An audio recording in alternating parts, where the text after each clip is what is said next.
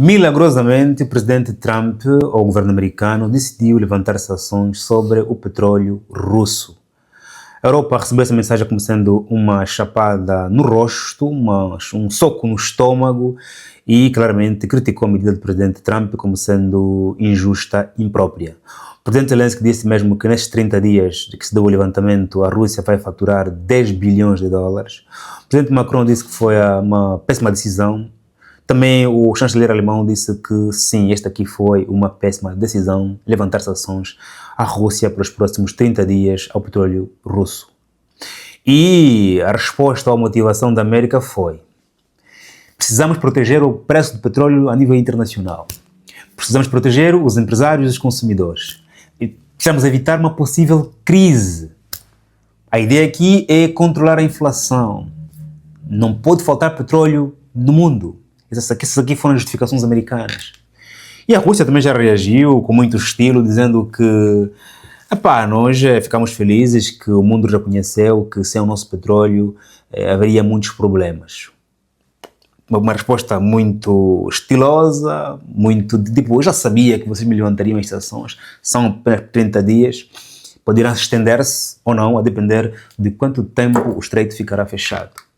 Sabemos nós que o novo líder supremo do Irão já disse que o estreito continuará fechado e a guerra vai terminar quando nós quisermos. O presidente Trump tinha dito que a guerra demoraria 5 semanas e que já quase concluímos todos os alvos, mas agora, na quinta-feira, levanta sanções sobre o petróleo russo com o intuito de que os preços baixam para que não falte petróleo no mercado. A América preocupada com a economia global, quando intrinsecamente essa crise podia favorecê-los. E nós, quando assim olhamos para a história, percebemos que em 1929, na Grande Depressão, a crise global também foi importada da América e linkada à Bolsa.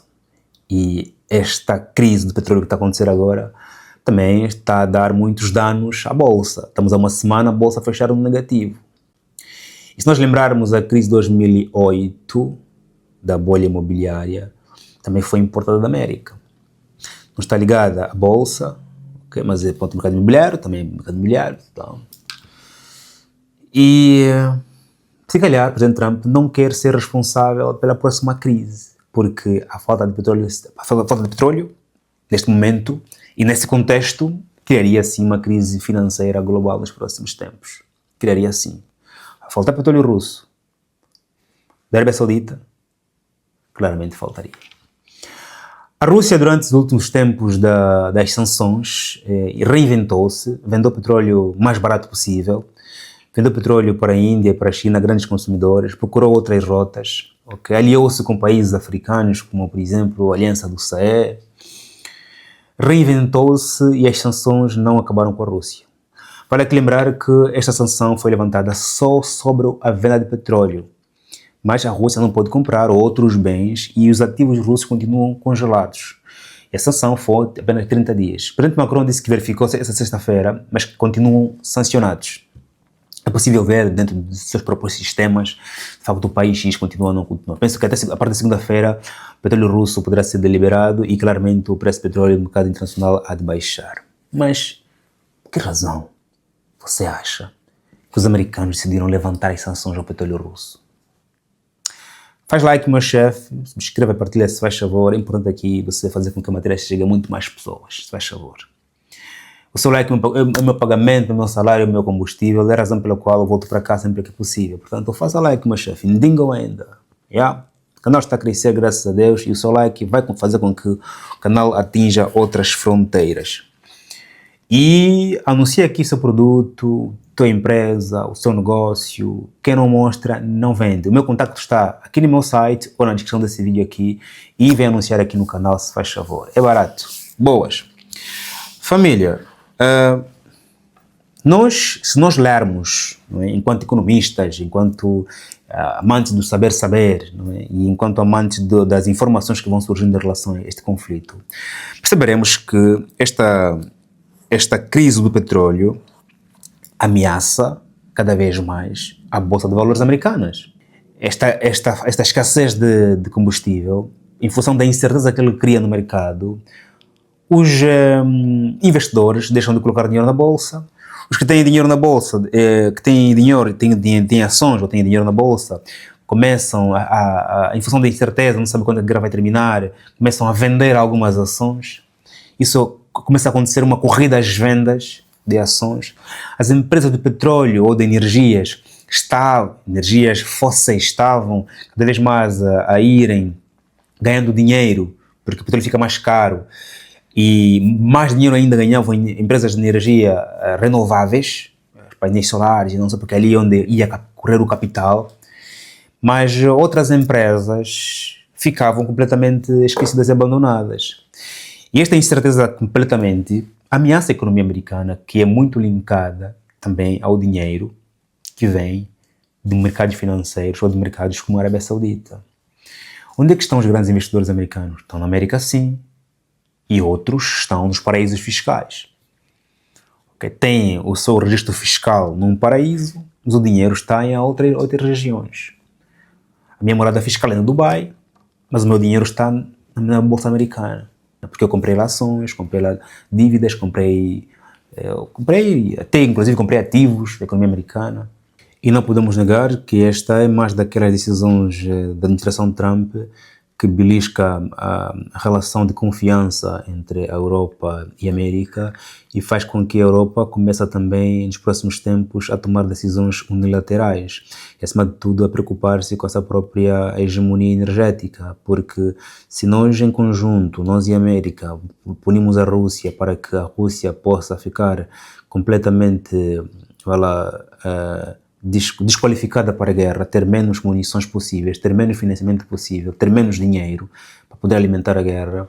Nós agora, em função da crise, estamos a viver do outro lado, estamos agora a voltar para a Rússia que nós tínhamos abandonado, ou seja, está aqui a América a nos levar para este acordo com a Rússia, sem sabermos a fundo as razões pelas quais as ações foram levantadas, razão pela qual esta fará com que a relação entre América e Europa, a nível de confiança nos discursos, nas nações, fique questionada e a Europa comece também amanhã a tomar decisões mais distantes da América, e isso não é fixe para a hegemonia dos dois grupos e para a segurança global.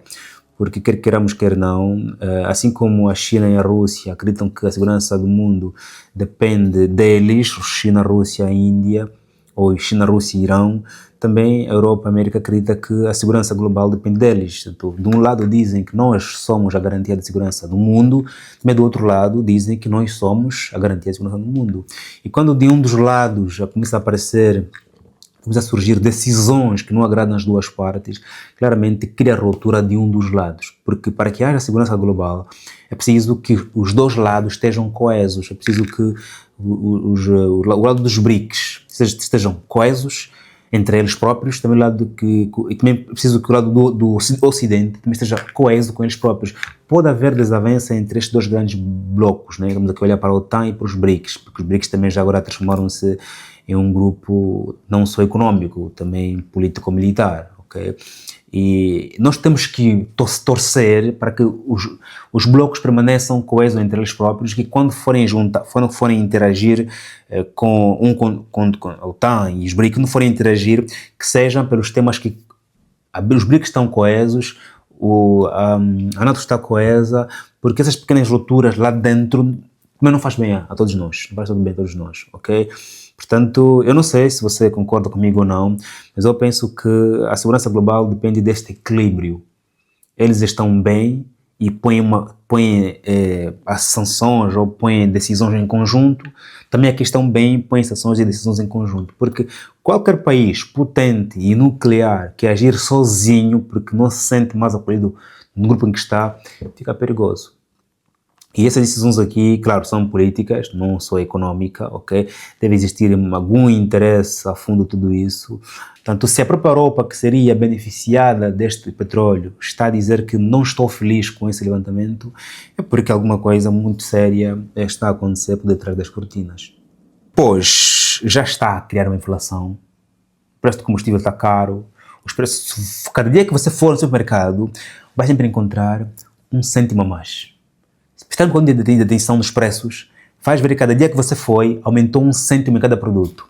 Era 3,02 €, ou era 1,50, depois 1,51. Cada dia que você vai para o supermercado, está cada vez mais a aumentar os preços. Por isso é que eu, quando vou já hoje, compro já coisas de uma semana, porque eu sei que cada dia vai aumentar o preço. Hoje vai ser sempre mais barato do que amanhã, conforme as coisas estão hoje, por causa da instabilidade. Pronto. O risco de recessão econômica, uma crise econômica, no cenário atual, é evidente, por causa do termo incerteza. Ninguém sabe onde colocar dinheiro, o que fazer. As pessoas tomam decisões apressadas, com medo, em função do comentário de um especialista, do outro especialista. Os poucos políticos dizem hoje uma coisa, amanhã outra coisa. O Trump mesmo disse, guerra existe tempo, nós já acabamos, não haverá mais guerra, não haverá mais aquilo. Dia seguinte diz outra coisa. Estão todos incertos. Isso faz com que, ponto, o mercado fica completamente entregue às notícias e à política. E a política é incerta porque o certo da política só eles é que sabem. Falando em o certo da política, só eles é que sabem. Você acha que este levantamento de sanções poderá ser uma contrapartida da Rússia? Ok, eu vou negociar a paz na Ucrânia, mas antes faça-me isso. Depois eu vou dizer alguma coisa. Será que há uma conversa por detrás? América, Rússia, está acontecendo alguma coisa que nós não sabemos? Será que está acontecendo alguma coisa que nós não sabemos? Há uma negociação que nós não sabemos entre a Rússia e a América? Porque a Rússia não respondeu com fria. Eu disse, pá, ficamos felizes por saberem que vocês reconhecem a importância do petróleo russo na economia global. Está acontecendo alguma coisa entre a América e a Rússia que nós não sabemos? Uma condição russa. Se for uma condição russa, quer dizer que a Rússia está mandando no xadrez para a paz na Ucrânia. E se a Rússia mandar, ou seja, mesmo a Rússia mandar, significa que a América é que controla o petróleo russo, porque ela é que sanciona, ela é que levanta. Apesar de que, suponhamos, né, que esteja a acontecer alguns acordos longe dos nossos olhos, é um sinal de que a América é que controla o petróleo russo. Eu é que digo que quando você vende, quando você não vende. Os mercados disseram à Índia que podiam comprar o petróleo russo enquanto o Estreito estiver fechado. A Índia disse que ninguém manda em nós. E essas respostas são importantes para que não te subjugues com uma, duas, três, quatro narrativas. Quando deres por ti, já estás dominado. Responder de imediato é uma forma também de te posicionares. Logo, não vou levantar aqui falsos testemunhos sobre o que está a acontecer, se está ou não está a acontecer alguma coisa entre a Rússia e os americanos.